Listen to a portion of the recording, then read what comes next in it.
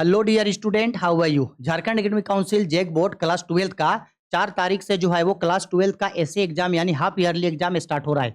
हम पहले ही class 12 English core का वीडियो हम बना दिए थे, जिसमें इंग्लिश का मोस्ट इंपोर्टेंट क्वेश्चन हम आप लोगों को flamingo Vistas book advance writing skill का दे दिए थे और हर एक क्वेश्चन को डिटेल में करा दिए थे।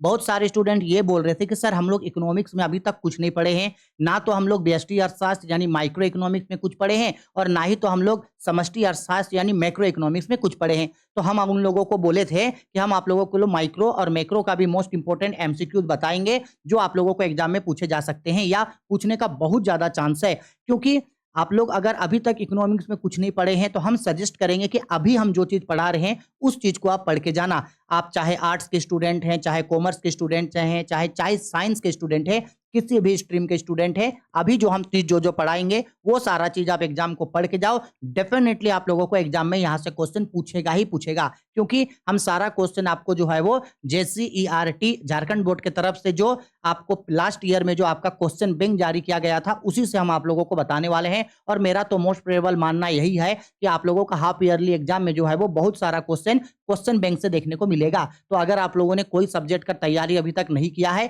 तो हम सजेस्ट करेंगे कि कम से कम क्वेश्चन बैंक को पढ़ करके जरूर जाना, ठीक है।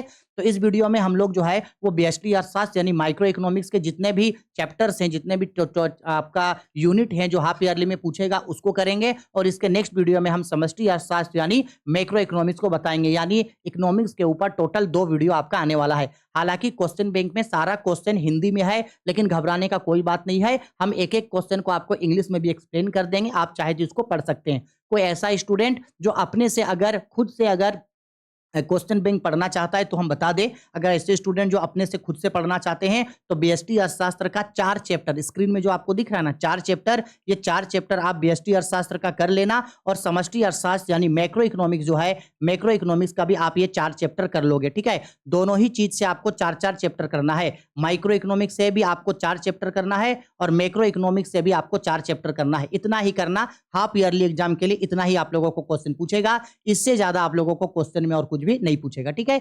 चलो, तो हम लोग भाई सबसे पहले क्या करना है, हम लोगों को बीएसटी अर्थशास्त्र यानी कि हम लोगों को माइक्रो इकोनॉमिक्स करना है, ठीक है। तो चलो करते हैं एक एक क्वेश्चन को। चलो, तो हम लोग सबसे पहले कौन कौन चैप्टर करेंगे, चैप्टर 1 करेंगे, चैप्टर 2 करेंगे, चैप्टर 3 और चैप्टर 4। बस यहीं तक हम लोगों का ये जो एसए 1 का एग्जाम होने वाला है, यहां तक हम लोगों को यहां तक ही क्वेश्चन पूछेगा, ठीक है। चलो, तो सबसे पहले हम लोग सबसे पहला जो चैप्टर है उसको करते हैं। एक एक करके क्वेश्चन को अच्छा से समझना, बहुत अच्छे तरीके से समझाएंगे ताकि हर एक चीज अच्छा से समझ में आए, ठीक है।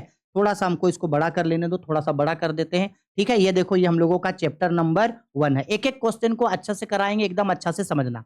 देखो, क्वेश्चन में बोल रहा है निम्न में से कौन सी अर्थशास्त्र की केंद्रीय समस्या है, यानी आपको ये पूछ रहा है कि यहाँ से कौन सा इकोनॉमी का सेंट्रल प्रॉब्लम है। तो हम सभी लोगों को पता है ना, हम लोग जब चैप्टर पढ़े थे तो सेंट्रल प्रॉब्लम ऑफ इकोनॉमी में हम लोग 3 समस्या होता है अर्थशास्त्र की केंद्रीय समस्या।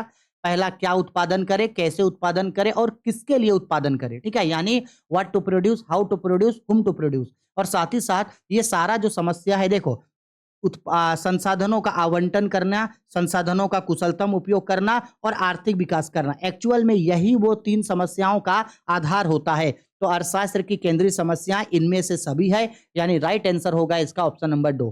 क्वेश्चन नंबर 2 मोस्ट इंपोर्टेंट है, अर्थशास्त्र की धन संबंधी परिभाषा किसने दी थी। मोस्ट इंपोर्टेंट क्वेश्चन है। क्वेश्चन में यह पूछ रहा है कि who give money related definition of the economy, यानी किसने कहा था कि economy is a art of economic is a wealth of science, किसने कहा था।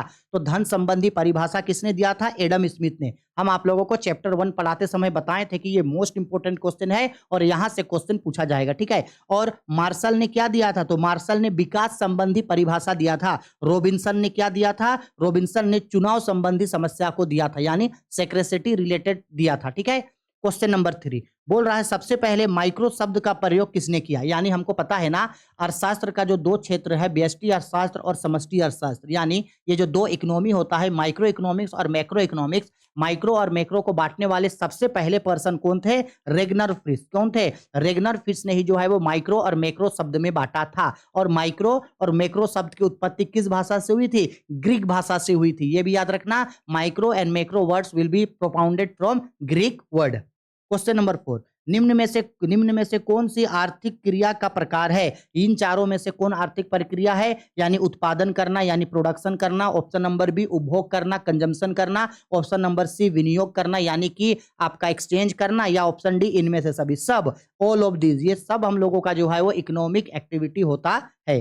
क्वेश्चन नंबर 5, आर्थिक क्रियाओं को दर्शाने वाले वक्र को क्या कहते हैं? Which curve that show economic problem. Economic problem को दिखाने वाला जो कर्व होता है उसको हम लोग उदासीनता संभाव सॉरी माफ कीजिएगा उदासीनता नहीं है ना, उत्पादन संभावना वक्र यानी कि production possibility curve, PPC curve होता है जो आर्थिक समस्याओं को दर्शाता है। 5 का राइट आंसर होगा option number D.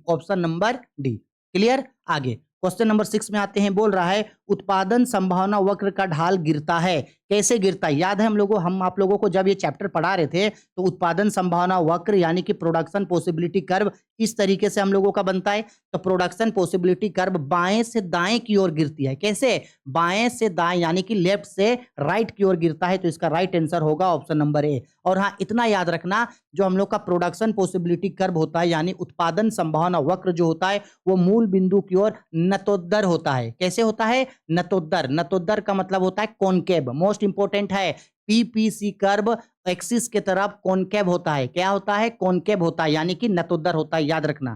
Question number 7, अवसर लागत का वैकल्पिक नाम क्या है? यानी कि जो अपॉर्चुनिटी कॉस्ट होता है उसका एक और नाम क्या होता है? तो अवसर लागत का वैकल्पिक नाम आपका सीमांत लागत होता है। अवसर लागत का वैकल्पिक नाम क्या होता है? एक मिनट रुको, सीमांत लागत नहीं होगा ना, एक मिनट। अवसर लागत का वैकल्पिक नाम आर्थिक लागत होता है। क्या होता है? आर्थिक लागत यानी इकोनॉमिक कॉस्ट होता है। क्वेश्चन नंबर 8, आर्थिक समस्या मूल रूप से किस तथ्य की समस्या है? यानी इकोनॉमिक प्रॉब्लम जो है वो मेनली किस चीज का प्रॉब्लम है? तो इनमें से सब, इसका राइट आंसर होगा, एक मिनट, इनमें से सब नहीं, आर्थिक समस्या मूल रूप से किस तथ्य की समस्या? आर्थिक समस्या का मतलब होता है सर जी इकोनॉमिक प्रॉब्लम। तो इकोनॉमिक प्रॉब्लम में हमेशा हम बताए थे ना, हम आप लोगों को जब ये चैप्टर पढ़ा रहे थे लेसन 1, तब हम क्या बताए थे कि आर्थिक समस्या मूलतः चुनाव की समस्या है। आर्थिक समस्या मूलतः किसकी समस्या है? चुनाव की समस्या है। ठीक है, 8 का राइट आंसर होगा हम लोगों का ऑप्शन नंबर ए। 8 का राइट आंसर ऑप्शन नंबर ए। ठीक है, problem of selection. Question number 9, निम्न में से कौन सा उत्पादन का साधन है? भूमि यानी कि लैंड, पूंजी यानी कि कैपिटल, श्रम यानी कि लेबर, या इनमें से सभी? सब, ये सभी जो है वो प्रोडक्शन का फैक्टर होता है। क्वेश्चन नंबर 10, विस्तृत अर्थशास्त्र में महत्वपूर्ण निर्णय किसके द्वारा लिए जाते हैं? हम आप लोगों को चैप्टर नंबर 2 पढ़ाते समय पढ़ाए थे कि एक जो इकोनॉमी होता है उसमें 3 सेक्टर होता है। अर्थशास्त्र 3 तरीके का होता है अर्थव्यवस्था। एक होता है हम लोगों का पूंजीवादी अर्थव्यवस्था यानी कि कैपिटलिस्ट इकोनॉमी, एक होता है हम लोगों का समाजवादी अर्थव्यवस्था यानी कि सोशलिस्ट इकोनॉमिक्स, और एक होता है हम लोगों का मिश्रित अर्थव्यवस्था यानी कि मिक्स्ड इकोनॉमिक्स। भारत का अर्थशास्त्र जो है एक मिक्स्ड इकोनॉमिक्स वाला है, यानी कि एक मिश्रित अर्थशास्त्र है भारत का। और मिश्रित अर्थशास्त्र में सरकार के द्वारा नियंत्रण लिया जाता है। किसके द्वारा?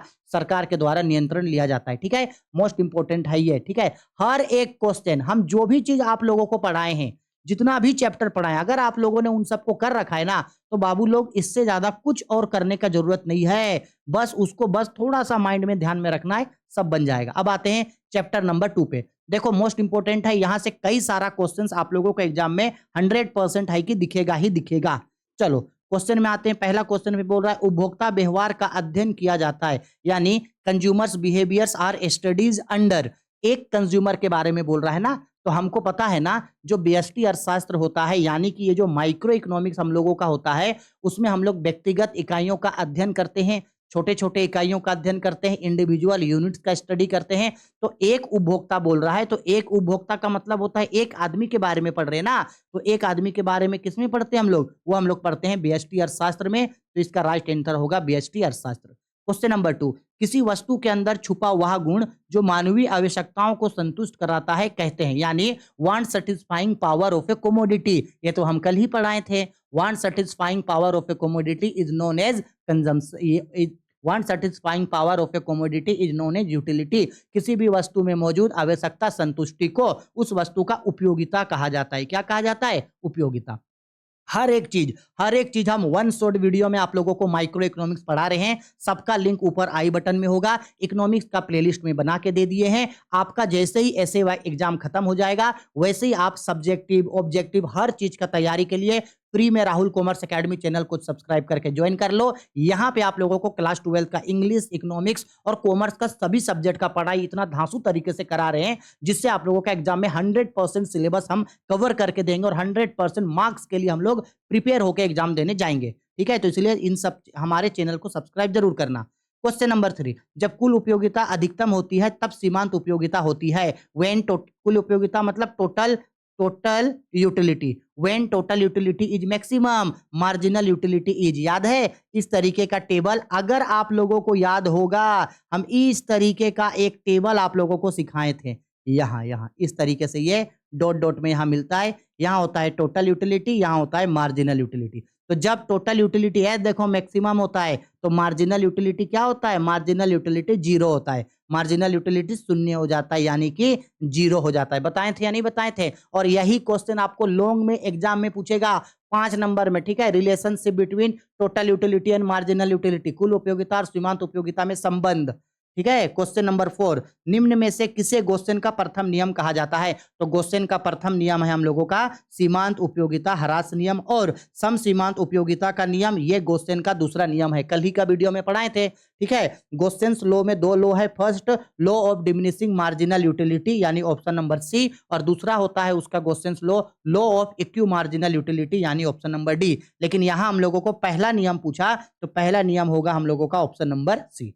क्वेश्चन नंबर 5 में बोल रहा है सीमांत उपयोगिता को ज्ञात किया जाता है। फॉर्मूला पूछ रहा है marginal utility is equal to, तो पता है ना मार्जिनल यूटिलिटी का फॉर्मूला कल क्या सिखाए थे? Marginal utility is equal to total utility n minus total utility n minus 1। लेकिन ये फॉर्मूला तो यहाँ नहीं लगेगा, तो एक और फॉर्मूला हम बताए थे, marginal utility is equal to change in total utility divided by quantity. बताए थे या नहीं बताए थे? तो यहाँ ऑप्शन में ढूंढो तो कहाँ है? ऑप्शन में ढूंढो तो अच्छा यहाँ पे ट्रेंगल क्यों होता है? हाँ, change in total utility divided by change in quantity. तो देखो ऑप्शन नंबर ए हम लोगों का राइट आंसर है। और हम जब ये चैप्टर आप लोगों को कल पढ़ाए थे तो क्या बोले थे? इन दोनों में से एक मार्जिनल यूटिलिटी वाला यानी कि सीमांत उपयोगिता वाला क्वेश्चन पूछेगा। देखो दिया है कि नहीं दिया है? इसलिए हम बोल रहे हैं अगर आप हमारे साथ तैयारी करते हैं तो अनडाउटेडली 100% चीज के लिए आप फ्री में तैयारी करोगे। एक भी रुपया आपको खर्च करने की जरूरत नहीं है। राहुल कॉमर्स एकेडमी को ज्वाइन करो। आर्ट्स, कॉमर्स, साइंस किसी भी स्ट्रीम के स्टूडेंट है, इकोनॉमिक्स, इंग्लिश सेम है,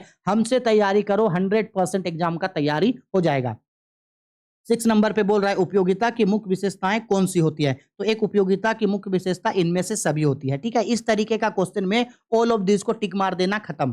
क्वेश्चन नंबर 6 में बोल रहा है उपयोगिता का क्रमवाचक सिद्धांत का प्रतिपादक कौन है? लो जी, क्रमवाचक सिद्धांत। क्रमवाचक सिद्धांत बताओ, हम बताए थे नहीं बताए थे कि ये चीज तो आप लोगों के एग्जाम में डेफिनेटली भाई साहब पूछेगा ही पूछेगा। अगर आप लोगों को क्रमवाचक समझ में नहीं आ रहा है तो हम क्या बताए थे? क्रमवाचक को इंग्लिश में क्या बोला जाता है? क्रमवाचक को बोला जाता है ऑर्डिनल यूटिलिटी। क्या बोला जाता है? Ordinal utility. अब बताओ, ओहो ओहो, तो क्या एच से हिक्स और एलन याद करने नहीं बताए थे? तो यानी क्रमवाचक सिद्धांत का प्रतिपादक कौन था? हिक्स और एलन थे। और अगर ये बोलता कि गणनवाचक सिद्धांत किसने दिया था? किसने भाई? गणनवाचक। तो गणनवाचक यानी कि कार्डिनल यूटिलिटी। तो याद रखना कार्डिनल यूटिलिटी को मार्शल ने दिया था। कौन से यूटिलिटी को? कार्डिनल यूटिलिटी को, गणनवाचक। लेकिन यहाँ पे हम लोगों को गणनवाचक नहीं पूछा है, इसीलिए हम लोगों का आंसर होगा ऑप्शन नंबर हमारा बी। ठीक है, आगे क्वेश्चन नंबर 8 पे बोल रहा है किसी एक वस्तु की सभी इकाइयों से प्राप्त होने वाली उपयोगिता को योग को क्या कहते हैं? टोटल यूटिलिटी बोलते हैं। इसको क्या बोलते हैं? कुल उपयोगिता यानी कि टोटल यूटिलिटी। क्वेश्चन नंबर 9, जब कुल उपयोगिता घटने लगती है तो सीमांत उपयोगिता क्या होती है? ऊपर देखो ग्राफ जो अभी बताएं, ए देखो यहाँ पे, ए देखो इस ग्राफ को देखो। जब क्या बोल रहा है? टोटल यूटिलिटी घटने लगता है तो सीमांत उपयोगिता क्या हो जाता है? देखो टोटल यूटिलिटी यहाँ से घटना स्टार्ट हुआ, टोटल यूटिलिटी ही ना बोला था यहाँ। जब कुल उपयोगिता घटने लगती है तो सीमांत उपयोगिता होती है। देखो जब टोटल यूटिलिटी घटने लगता है तो मार्जिनल यूटिलिटी भी क्या होता है? नेगेटिव हो जाता है। घट तो रहा है लेकिन पॉजिटिव से नेगेटिव हो जाता है, यानी कि ऋणात्मक हो जाता है। क्या हो जाता है? ऋणात्मक। तो 9 का राइट आंसर होगा हमारा बी। एक एक क्वेश्चन हम करवाए हैं, एक एक क्वेश्चन। क्वेश्चन नंबर 10, अधिमान वक्र होता है। अधिमान वक्र क्या होता है बताओ तो हमको। अधिमान के बारे में हम आप लोगों को क्या बताए थे? किसको बोला जाता है अधिमान वक्र? चलो कोई बता सकते हैं अधिमान वक्र क्या होता है? अधिमान वक्र जो होता है वो मूल बिंदु की ओर उन्नतोत्तर होता है। अगर कोई भूल रहे हैं कि अधिमान वक्र क्या होता है तो बता देते हैं। अधिमान वक्र का मतलब होता है उदासीनता वक्र। अधिमान वक्र का मतलब क्या होता है? उदासीनता वक्र यानी कि इंडिफरेंस कर्व, आईसी कर्व, जिसको तटस्थता वक्र भी बोला जाता है, और वो मूल बिंदु की ओर उन्नतोदर होता है यानी कि इस तरीके का।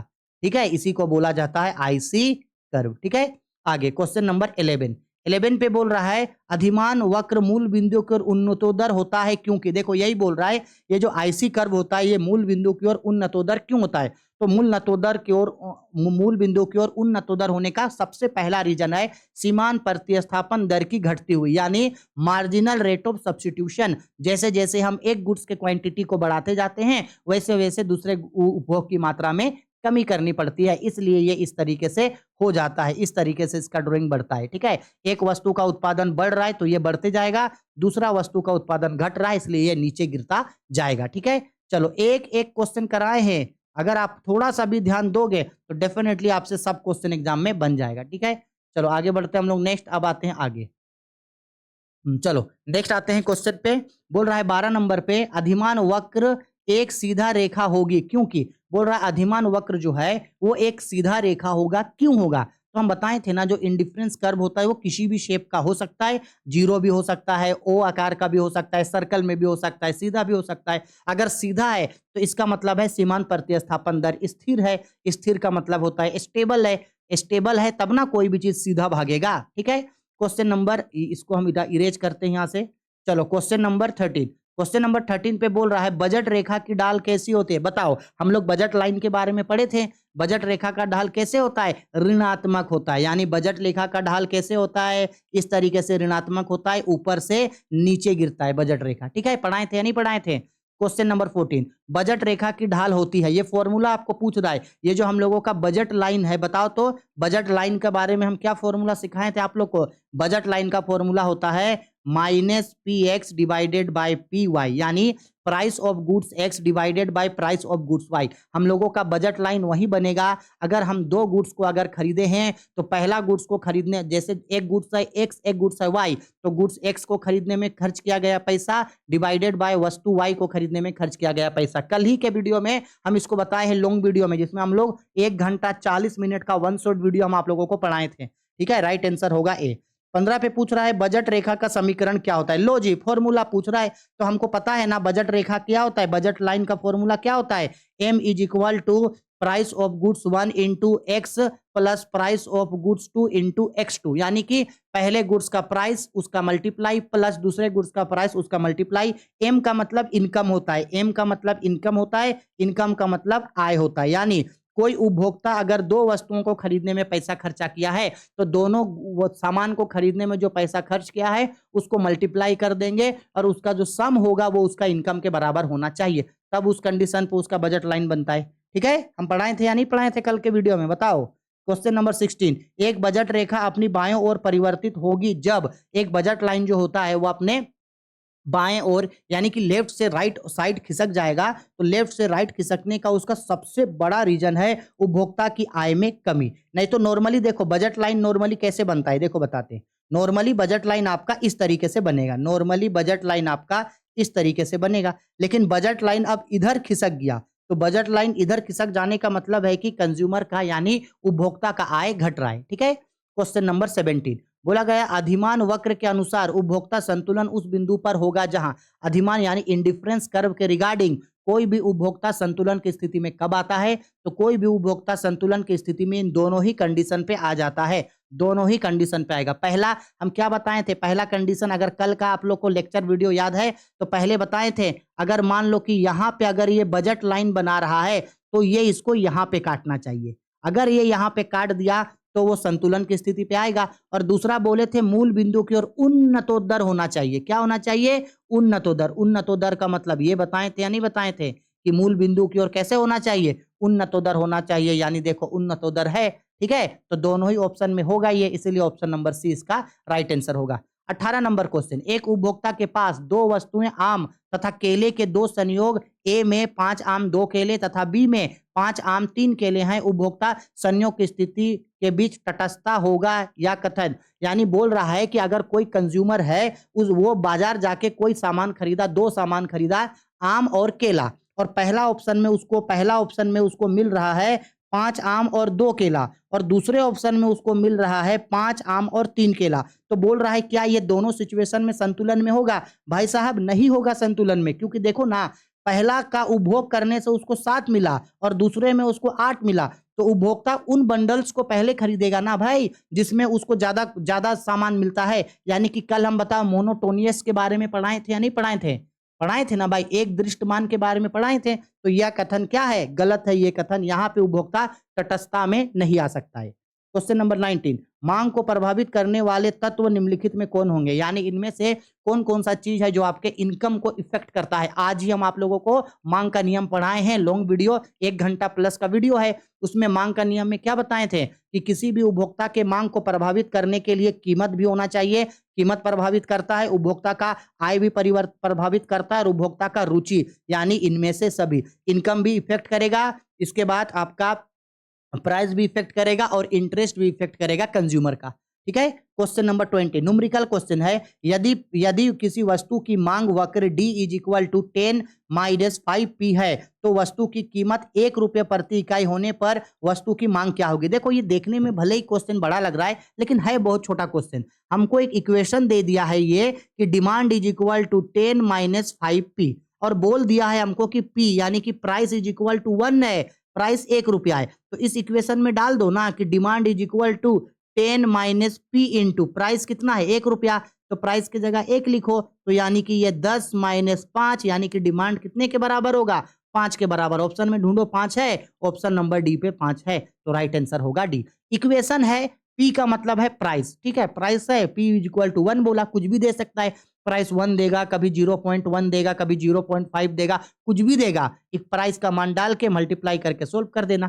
क्वेश्चन नंबर 21 पे बोल रहा है, कॉफी के मूल्य में वृद्धि होने पर चाय की मांग में क्या होगी? भाई साहब हमको पहले बताओ, कॉफी और चाय यानी कि कॉफी और टी किस तरीके के वस्तु होती है? हम कल क्या पढ़ाए थे कि कॉफी और मांग, कॉफी और चाय जो होता है वो एक दूसरे का पूरक वस्तु है, यानी कि सब्स्टिट्यूट गुड्स है। और सब्स्टिट्यूट गुड्स में क्या रूल होता है कि जब कभी भी एक सब्स्टिट्यूट गुड्स का प्राइस बढ़ता है तो कंज्यूमर उस गुड्स को छोड़ करके दूसरे गुड्स के डिमांड को बढ़ा देता है। यानी अगर एक प्रतिस्थापन वस्तु का कीमत बढ़ेगा तो उपभोक्ता उसको छोड़ के दूसरे प्रतिस्थापन वस्तु का मांग को बढ़ा देता है। यानी सिंपल बात है साहब कि अभी अगर कॉफी का दाम बढ़ जाएगा तो लोग कॉफी को ना खरीद के उसके जगह चाय को खरीदेंगे, यानी कॉफी का डिमांड बढ़ने से चाय का डिमांड क्या होता है? बढ़ जाता है। और हम इस एग्जाम्पल को समझाने के लिए हम क्या सिखाए थे, क्या कौन सा एग्जाम्पल दिए थे कि हम और मेरी माँ एक बार हॉस्पिटल गए थे, हॉस्पिटल में कॉफी पिए थे, याद आ रहा है? याद आ रहा है? रियल लाइफ एग्जाम्पल के साथ इस नियम को हम आप लोग को समझाए थे। क्वेश्चन नंबर 22,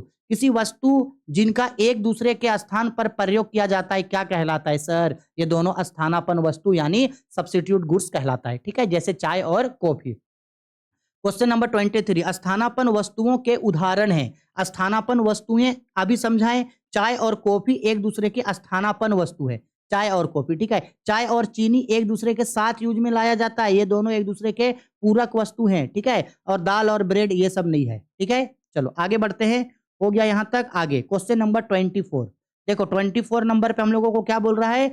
एक पूरक वस्तु के उदाहरण है। पूरक वस्तु मतलब ऐसे वस्तु जो एक दूसरे के साथ यूज में लाया जाता है। तो एक दूसरे के साथ लाया जाता है, देखो चाय और चीनी ये भी लाया जाता है, जूते और जुराब यानी कि जूता और मोजा ये भी एक साथ यूज में लाया जाएगा, कलम और स्याही, पेन और इंक ये भी लाया जाएगा। तो राइट आंसर होगा ऑल ऑफ दिस, ठीक है। आगे, मांग के संकुचन होगा जब, देखो ये बताए थे कि नहीं, कंस्ट्रक्शन ऑफ डिमांड, मांग में संकुचन का कारण क्या होता है? तो भाई साहब मांग में संकुचन का कारण होता है कि कीमत बढ़ती है और मांग घटती है। मांग में संकुचन का कारण है कि कीमत बढ़ती है, इसीलिए मेरा मांग क्या हो रहा है? घट रहा है। यानी if demand is decreases due to increase in price, किसी भी गुड्स का प्राइस बढ़ गया और मेरा डिमांड घट गया तो ये मेरा कहलाता है मांग में संकुचन, ठीक है। आगे, मांग की कीमत लोच का अर्थ है, मांग की कीमत लोच का अर्थ है। मांग की कीमत लोच का अर्थ क्या होता है? सिंपल बात है, इसमें इसका मतलब है elasticity of demand. Elasticity of demand का मतलब होता है मांग की कीमत लोच। देखो कीमत लोच का मतलब होता है कभी भी किसी भी वस्तु के कीमत में परिवर्तन होने से उसके मांग में जो परिवर्तन होता है उसे ही मांग की कीमत लोच कहते हैं, यानी option number A. When demand of commodity it changes due to change in its price it's called elasticity of demand. ठीक है। क्वेश्चन नंबर 27, मांग की लोच कितने प्रकार की होती है? तो मांग की लोच आपका 5 प्रकार का होता है। एक होता है पूर्णता बेलोचता। अच्छा अभी याद रखो 5 तरीके का होता है। कल एक वीडियो अपलोड हो जाएगा इलास्टिसिटी ऑफ डिमांड, कल नहीं परसों 4 तारीख को या 5 तारीख को अपलोड कर देंगे, वहां इलास्टिसिटी ऑफ डिमांड पढ़ा देंगे। अभी बस याद रखना 5 तरीके का होता है, ठीक है। आगे, और ये इस तरीके से इसको दिखाया जाता है, 5 तरीके का, इस तरीके का। एक यहाँ होता है, एक बीच में होगा, एक यहाँ होगा, एक यहाँ होगा, एक यहाँ। बीच में elasticity of demand is equal to 1 होता है, नीचे इलास्टिसिटी ऑफ डिमांड 0 होगा, ऊपर इलास्टिसिटी ऑफ डिमांड इन्फिनिटी होगा, बीच में elasticity of demand is equal to more than 1 होगा, और लास्ट में यानी यहाँ elasticity of demand is equal to smallest than 1 होगा, ठीक है। आगे, यदि मांग वक्र कीमत अक्ष y के समानांतर है तो मांग की लोच क्या होगी? इस तरह से बोल रहा है, देखो इस चीज को बोल रहा है। अगर यहाँ x है, ये 0 है, ये y, अगर क्या बोल रहा है y अक्ष के समानांतर, यानी कि यहाँ है y अक्ष के समानांतर, मतलब देखो y के सीधा है, तो बोल रहा है कि मांग की लोच क्या होगी? तो भाई साहब मांग की लोच देखो, ये 0 को टच कर गया, यहाँ देखो 0 को टच कर गया, तो elasticity of demand is equal to 0, यानी कि शून्य हो जाएगा। क्या हो जाएगा? शून्य। क्वेश्चन नंबर 9, यदि किसी वस्तु की कीमत में 5% की वृद्धि होने पर उस वस्तु की मांगी गई मात्रा में 12% की कमी होती है तो मांग की कीमत लोच क्या होगी? फॉर्मूला पूछ रहा है। फॉर्मूला होता है हम लोगों का elasticity of demand is equal to quantity of change in demand divide, यानी कि quantity in change in price divided by quantity in change in demand. Normal बात है, बताओ वस्तु की कीमत में कितनी परिवर्तन हुई है? 5 का, और उसका मांग में कितना का परिवर्तन आया? 12 का, तो मांग में परिवर्तन डिवाइडेड बाय कीमत में परिवर्तन आया, समझ में? कीमत में परिवर्तन डिवाइडेड बाय मांग में परिवर्तन कर देंगे, आंसर हम लोगों का निकल करके आ जाएगा। जैसे ये हम लोग का 12 है, 12 को डिवाइड कर दो 5 से, तो निकल करके आ जाएगा हम लोगों का 2.4, और 2.4 है ऑप्शन नंबर बी पे, ठीक है। आगे, क्वेश्चन नंबर 30 पे बोल रहा है एक वस्तु का मांग फलन D is equal to 1/P है तो मांग वक्र प्रत्येक बिंदु पर मांग की लोच क्या होगी? देखो P डिवाइडेड बाय 1, P का वैल्यू तो कुछ नहीं है, अगर प्राइस 1 भी मान के चलेंगे तो 1/1 भी करते हैं तो आंसर कितना आएगा? 1 आएगा, यानी यहाँ इकाई के बराबर होगा,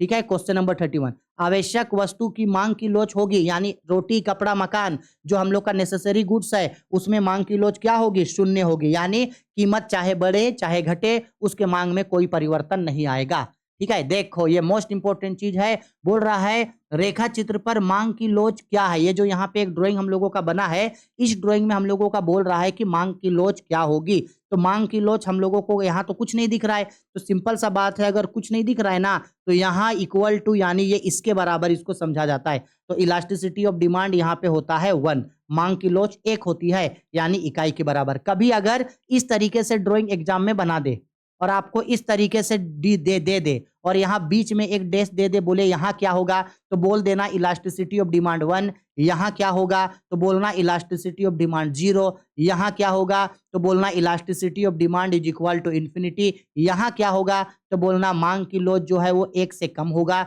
यहाँ क्या होगा तो बोलना मांग की लोच 1 से अधिक होगी, ठीक है। ये पांचों को याद रखना। हम इसके ऊपर एक सब्जेक्टिव क्वेश्चन कल के वन शॉर्ट वीडियो है उसमें हम आप लोगों को अपलोड कर देंगे, लेकिन चूंकि आप लोग सिर्फ अभी ऐसे 21 ऐसे 24 के लिए तैयारी कर रहे हो, इसलिए बस अभी इसको इतना ही याद रखोगे, ठीक है। हो गया, हम लोग का चैप्टर नंबर 2 भी खत्म हो गया। हाँ जान रहे हैं वीडियो थोड़ा सा लंबा बन रहा है, लेकिन थोड़ा सा मैनेज करना पड़ेगा, ठीक है ना, क्योंकि अब तक अगर आप कुछ नहीं पढ़े हैं, फर्स्ट टाइम अगर आप मेरा वीडियो को देख रहे, जो भी स्टूडेंट हम मेरा जितना भी वन शॉट वीडियो जो हम इकोनॉमिक्स का डाले हैं, हिंदी वालों के लिए अलग वीडियो, इंग्लिश वालों के लिए अलग वीडियो, हर एक चीज इतना डिटेल्ड में और इतने अच्छे से करवाए हैं ना कि 1% भी यहाँ स्टूडेंट को कोई दिक्कत नहीं होगा, एकदम डिटेल्ड में बड़ा अच्छा से समझाए हैं। तो इसलिए हालांकि अगर हो सकता है फर्स्ट टाइम आप लोग मेरा वीडियो देख रहे होंगे जिसमें आप लोगों को शायद ये सब चीज समझने में दिक्कत हो रहा होगा, तो बच्चा लोग घबराना नहीं, हम जो जो क्वेश्चन करवा रहे हैं उसको बस थोड़ा याद रखने का कोशिश कर लो। हाफ ईयरली का एग्जाम 4 तारीख को देके आ जाओ और आने के बाद हमसे जुड़ करके पढ़ना स्टार्ट कर दो। मेरा नंबर लिख के रखो 6201440595, मेरा नंबर सेव करके रखो, कभी भी पढ़ने में कोई भी दिक्कत डाउट होता है हमसे डिस्कस करके पूछो। आर्ट्स कॉमर्स साइंस तीनों ही स्ट्रीम के student Rahul commerce academy join करके जरूर रखना, क्योंकि हम आप लोगों का क्लास 12 का इंग्लिश कोर का सारा चीज 100% और इकोनॉमिक्स का 100% चीज हम आपको कवर करके देंगे। और अगर आप हमसे पढ़ते हैं तो आपको दुनिया का किसी भी टीचर से एक भी वर्ड पढ़ने का जरूरत नहीं है और हर चीज यूट्यूब में फ्री है, हर चीज। और हम गारंटी देते हैं अगर आप हमसे पढ़ते हो, जैसे पढ़ाएं हर एक चीज पढ़ो भाई, 90% मार्क्स आपका कहीं नहीं जाने वाला है, बस आपको पढ़ना है। अब आते हैं हम लोग यूनिट नंबर 3 पे, जिसका नाम है उत्पादन तथा लागत। हम यहाँ से बहुत ज्यादा क्वेश्चन तो नहीं करवाएंगे, जो जो इंपॉर्टेंट क्वेश्चन होगा हम लोग यहाँ पे वही करेंगे, ठीक है। चलो पहला क्वेश्चन इंपॉर्टेंट है, बोल रहा है आगत को निर्गत में परिवर्तन करने की प्रक्रिया को क्या कहा जाता है। यानी सिंपल सा बात है कि हम लोग अपना रेवेन्यू को जो चेंज करते हैं वो क्या कहलाता है। तो सिंपल सा बात है, उसको हम लोग उत्पादन बोलते हैं। क्या बोलते हैं? उत्पादन, यानी कि हम लोग उसको प्रोडक्शन बोलते हैं। क्वेश्चन नंबर 2 में बोल रहा है फार्म के द्वारा उत्पादित वस्तुओं को बाजार में बेचने से प्राप्त राशि क्या कहलाती है। यानी income received from the sale of goods is called revenue. Revenue मतलब होता है रेवेन्यू फ्रॉम ऑपरेशन। हम अगर कोई सामान बनाए, उस सामान को बाजार में बेचे और बेच करके जो हमको पैसा मिला वो मेरा कहलाता है रेवेन्यू। और रेवेन्यू को बोला जाता है आगम। क्या कहा जाता है? आगम। आगम का मतलब होता है मेरा रेवेन्यू, ठीक है, रेवेन्यू कहा जाता है। क्वेश्चन नंबर 3, आगत तथा निर्गत के बीच तकनीकी संबंध को क्या कहा जाता है। यानी relationship between the input and output, यानी कि जो भी चीज प्रोडक्शन करते हैं उसके बीच संबंध को उत्पादन फलन यानी कि प्रोडक्शन फंक्शन कहा जाता है। क्या कहा जाता है? प्रोडक्शन फंक्शन यानी उत्पादन फलन कहा जाता है। बोल रहा है हमको आगे, उत्पादन फलन यानी Q is equal to F L K में Q क्या दर्शाता है। यानी कि एक्चुअल में एक फॉर्मूला होता है जिसमें Q जो है वो बोल रहा है क्या दर्शाता है। तो हम लोगों का जो Q है वो बताता है कि उत्पादित वस्तुओं की अधिकतम मात्रा, यानी कि क्वांटिटी बताता है। क्या बताता है? क्वांटिटी बताता है, ठीक है।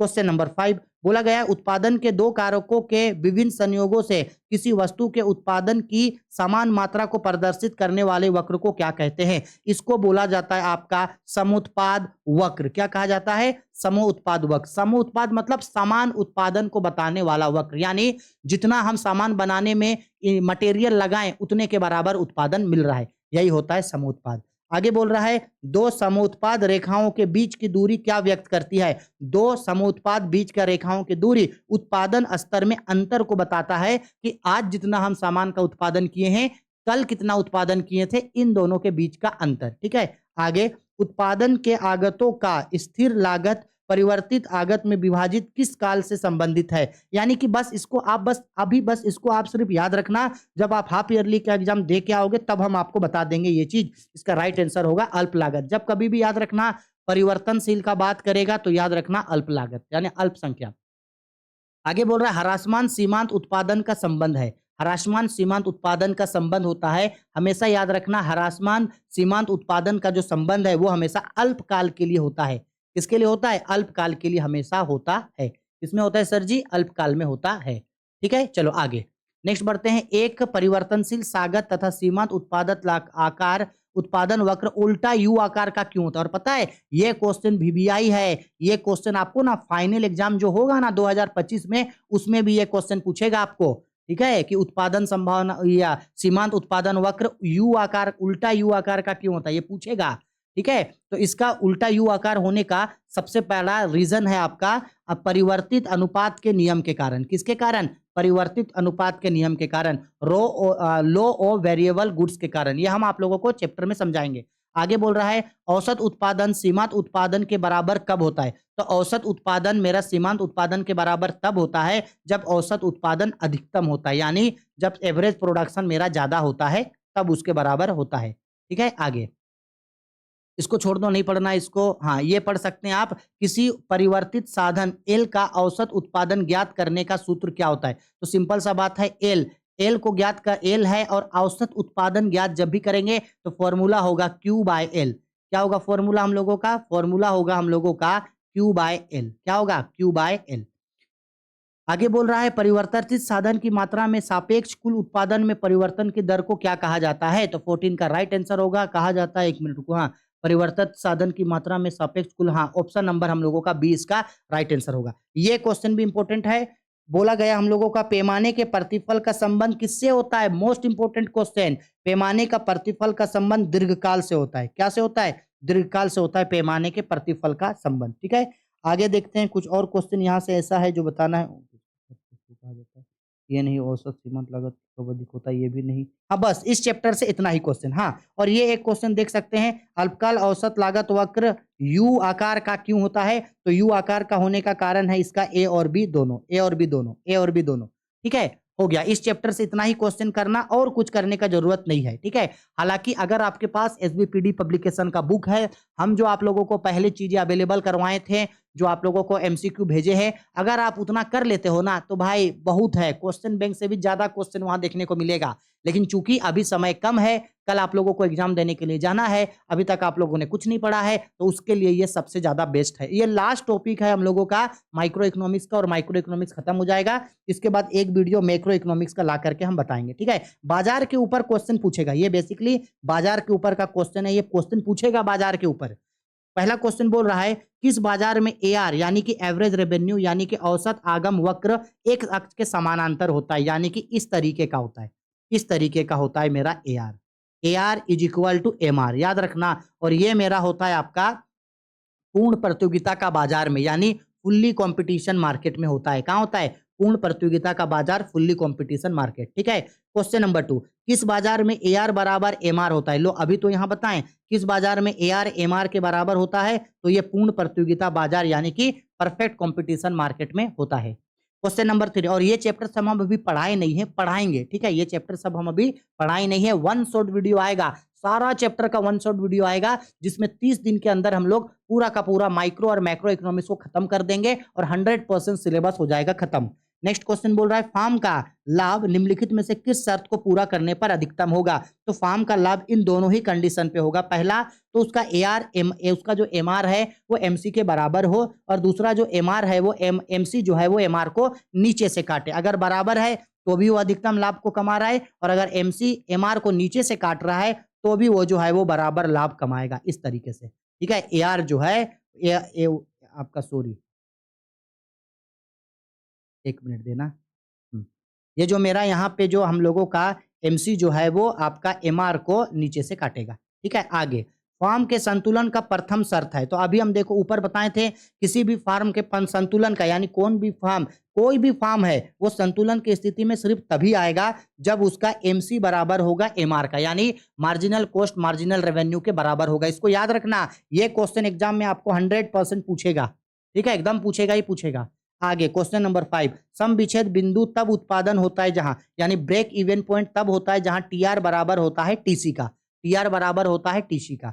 आगे, पूर्ति निम्नलिखित में से किससे जुड़ा हुआ है? तो पूर्ति जो होता है वो किसी वस्तु का समय से भी जुड़ा होता है और उसका कीमत से भी, तो दोनों से जुड़ा हुआ होता है। 9 नंबर, वस्तु की पूर्ति के निर्धारक घटक कौन से हैं, यानी कौन सा ऐसा चीज है जिसे किसी भी वस्तु का सप्लाई डिटर्मिनेंट होगा, यानी सप्लाई तय होगा। तो इनमें से सबसे वस्तु का सप्लाई तय होता है। हम बता देते हैं ना, अर्थशास्त्र में अगर आपको कुछ समझ में नहीं आ रहा है आंसर, और ऑप्शन नंबर डी पे अगर ऑल ऑफ दिस मिलेगा ना, मार देना ऑल ऑफ दिस को। 99% क्वेश्चन में आपका आंसर सही होगा, बस कभी कभी ही तुक्का थोड़ा सा गलत होगा। और अगर ऑप्शन डी पे दिखा ना ए और बी बोथ, तो ए और बी बोथ को मारना। भाई अगर आपको आंसर समझ में नहीं आ रहा है तो तब, ये नहीं कि सभी क्वेश्चन का आप डी मार देना, ऐसा नहीं करना। ठीक है, क्वेश्चन नंबर 8 पे बोल रहा है, पूर्ति के नियम को निम्नलिखित में से कौन सा फलन दर्शाता है? पूर्ति का नियम का मतलब होता है लॉ ऑफ सप्लाई। तो याद रखना, सप्लाई हमेशा डिपेंड करता है किसी भी गुड्स के प्राइस पे, सप्लाई डिपेंड करता है किसी भी गुड्स के प्राइस पे। तो सप्लाई डिपेंड करेगा फैक्टर्स ऑफ प्राइस, सप्लाई यानी कि पूर्ति तय होगा उसके कीमत के साधनों पे। ठीक है, तो इसका राइट आंसर होगा ऑप्शन नंबर ए। क्वेश्चन नंबर 9, अन्य बातें समान रहे तो वस्तु की कीमत तथा पूर्ति की मात्रा में धनात्मक संबंध क्या व्यक्त करता है? अगर बाकी सारा चीज समान है, अगर किसी वस्तु का जैसे जैसे कीमत बढ़ रहा है वैसे वैसे बाजार में उसका पूर्ति भी बढ़ रहा है, इसका मतलब क्या होता है? तो सिंपल बात है, अगर कीमत बढ़ने से पूर्ति बढ़ता है तो उसे पूर्ति का नियम कहते हैं। क्या कहते हैं? पूर्ति का नियम, यानी वस्तु के कीमत में वृद्धि के साथ साथ वस्तु की पूर्ति में भी वृद्धि होती है, और वस्तु की मूल्य में कमी के साथ साथ वस्तु की पूर्ति में भी कमी आती है। यही कहलाता है हमारा पूर्ति का नियम। आगे ये भी मोस्ट इंपोर्टेंट क्वेश्चन है, बोला गया है पूर्ति अपने लिए मांग स्वयं ही उत्पन्न कर लेती है। ये किसने कहा था? ये प्रोफेसर जे बी से ने कहा था कि supply creates its own demand, supply creates its own demand, पूर्ति अपने मांग का निर्धारण स्वयं कर लेती है।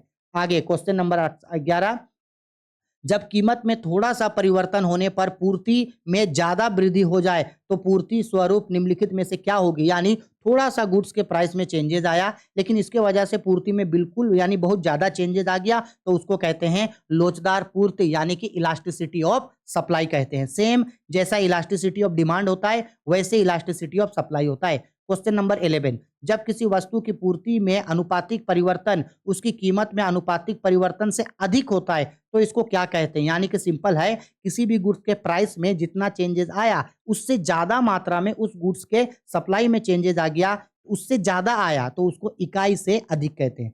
क्वेश्चन नंबर 13 पे बोल रहा है यदि किसी वस्तु की कीमत में 40% की वृद्धि हो परंतु उसकी पूर्ति में केवल 15% की वृद्धि हो तो वस्तु की पूर्ति क्या होगी। देखो कीमत 40% बढ़ गया लेकिन पूर्ति सिर्फ और सिर्फ कितना बढ़ा, 15%, तो इससे तो ये बहुत कम बढ़ा यानी कि ना के बराबर बदला तो इसको बोलेंगे बदला। ऐसे बात नहीं है कि नहीं बदला, बदला लेकिन बहुत ज्यादा नहीं बदला इसीलिए इसको बोलेंगे लोचदार। क्या बोलेंगे इसको, लोचदार यानी कि इलास्टिसिटी इसको हम लोग बोलेंगे। एक मिनट रुको, एक मिनट। 40% की वृद्धि हुई होती है, केवल 15% की वृद्धि हो तो पूर्ति की लोच। 15% की वृद्धि, हाँ ठीक है, ठीक है 15%। एक मिनट भाई रुको, ना के बराबर चेंजेज आया ना, रुको रुको, राइट आंसर होगा इसका बी नंबर, ना के बराबर तो चेंजेज आया है, बेलोजदार बेलोजदार। क्वेश्चन नंबर 14, इस तरीके का क्वेश्चन कई बार एग्जाम में पूछा है, ये ड्राइंग बना देता है और बोलता है कि बताओ पूर्ति क्या दर्शाता है यहाँ, और ऑप्शन दे दिया हम लोगों को, देखो कितना को 4 ऑप्शन दिया है नीचे और यहाँ से राइट आंसर चूज करना है। यहाँ कैसे चुनोगे, देखो वस्तु का कीमत, ये लाइन जो देख रहे हैं ना, ये एस लाइन, ये होता है हम लोगों का पूर्ति लाइन, सप्लाई लाइन। देखो कीमत वही है, सिर्फ पूर्ति बदल रहा है, यानी वस्तु का कीमत पहले जितना वस्तु का कीमत था अभी भी कीमत उतना ही है लेकिन उसका पूर्ति में परिवर्तन हो रहा है, यानी प्राइस में कोई चेंजेस नहीं आ रहा है, डिमांड में चेंजेस आ जा रहा है, मतलब डिमांड ही इसका बदल जा रहा है। तो ये कहलाता है पूर्णतः लोचदार पूर्ति, परफेक्ट इलास्टिसिटी ऑफ सप्लाई इसको हम लोग बोलते हैं। परफेक्ट इलास्टिसिटी ऑफ सप्लाई यानी elasticity is equal to infinity है। यहाँ देखो जस्ट उसका उल्टा, देखो ये यहाँ पे सीधा था, इसी चीज को देखो उल्टा कर दिया। यहाँ क्या हो रहा है, यहाँ देखो सप्लाई उतना ही है, यहाँ पूर्ति उतना ही है, पूर्ति कुछ नहीं हो रहा है, पूर्ति स्थिर है, वस्तु का कीमत बदल रहा है। क्या बदल रहा है, कीमत बदल रहा है लेकिन पूर्ति में चेंजेस बिल्कुल भी नहीं आया है, यानी पूर्ति एकदम स्थिर है, पूर्णतः बेलोचदार, परफेक्ट इन इलास्टिसिटी। वो बोल रहा है कि हम सप्लाई में चेंज करेंगे ही नहीं, पूर्णतः बेलोचदार। क्या बोलते हैं उसको, पूर्णतः बेलोचदार। मोस्ट इंपोर्टेंट, इन दोनों में से एक ड्राइंग का एग्जाम में पूछा जाने का सबसे ज्यादा चांस है, ठीक है, तो इसलिए अच्छा से करना। क्वेश्चन नंबर 16 में, किस प्रकार के बाजार में एक फार्म कीमत स्वीकारक होती है। किस प्रकार के बाजार में, तो याद रखना पूर्ण प्रतियोगिता के बाजार में जो फार्म होता है वो कीमत स्वीकारक होता है, यानी प्राइस टेकर होता है, वो प्राइस डिटर्मिनेटर नहीं होता है। पूर्ण प्रतियोगिता बाजार में जो फार्म होता है वो कीमत प्राप्त करता होता है, प्राइस टेकर होता है। एकाधिकार बाजार मोनोपोली मार्केट में जो फार्म होता है वो प्राइस टेकर और प्राइस मेकर दोनों होता है, कीमत निर्धारक और कीमत प्राप्तकर्ता दोनों होता है, ठीक है। 17 नंबर करने का जरूरत नहीं है, इसको छोड़ दो, ये मेरे ख्याल से इंपॉर्टेंट नहीं है, आप भी इसको बेझिझक छोड़ देना। क्वेश्चन नंबर 18 में बोल रहा है जिस बाजार में स्वतंत्र प्रवेश तथा बहिर्गम हो उसका नाम है। ऐसा बाजार जहां फ्री एंट्री एंड एग्जिस्ट है, फार्म अपने से इसमें आएगा और अपने से इसको छोड़ के चला जाएगा, कोई भी प्रतिबंध कोई भी रिस्ट्रिक्शन नहीं होता है, तो ये हम लोगों का पूर्ण प्रतियोगिता का बाजार है, यानी परफेक्ट कंपटीशन मार्केट। लेकिन जिस बाजार में रिस्ट्रिक्शंस होता है उसको मोनोपोली मार्केट यानी एकाधिकार का बाजार कहा जाता है। क्वेश्चन नंबर 19, पूर्ण प्रतियोगिता बाजार में क्या स्थिर रहता है, तो याद रखना पूर्ण प्रतियोगिता बाजार में एआर और एमआर दोनों स्थिर रहता है। ऐसा ड्राइंग बताए थे ना आगे, एआर और एमआर, ए देखो एआर बराबर एमआर होता है, ठीक है। क्वेश्चन नंबर 20, लास्ट क्वेश्चन, पूर्ण प्रतियोगिता बाजार में निम्नलिखित में से कौन सी विशेषताएं हैं। तो पूर्ण प्रतियोगिता बाजार में देखो ऑप्शन नंबर डी पे दिख रहा है ऑल ऑफ दिस, क्या दिख रहा है, ऑल ऑफ दिस, हम मार देंगे option number all of this, हमको आंसर पढ़ना ही नहीं है इसका, ठीक है, हो गया। इसके बाद जो हम लोगों का चैप्टर नंबर 5 है ना, वो चैप्टर नंबर 5 आप लोगों को हाफ ईयरली एग्जाम जो होगा आपको, उसमें आपका ये सिलेबस में नहीं था, ठीक है, इसलिए हम आपका इसका एमसीक्यू नहीं बता रहे हैं। अगर आप इकोनॉमिक्स में इतने यूनिट्स को कर लेते हैं, या अगर आपके पास डॉक्टर एसबीपीडी पब्लिकेशन यानी कि डॉक्टर एसके सिंह का अगर बुक है, तो उसमें जो माइक्रो इकोनॉमिक्स है यानी कि व्यष्टि अर्थशास्त्र है, उसमें आप चैप्टर नंबर 1 से लेकर के बाजार का चैप्टर तक यानी मार्केटिंग का चैप्टर तक जितने भी चैप्टर हैं उन सबके अगर आप एमसीक्यूज कर लोगे तो भी आपका माइक्रो इकोनॉमिक्स का 100% चीज कवर हो जाएगा।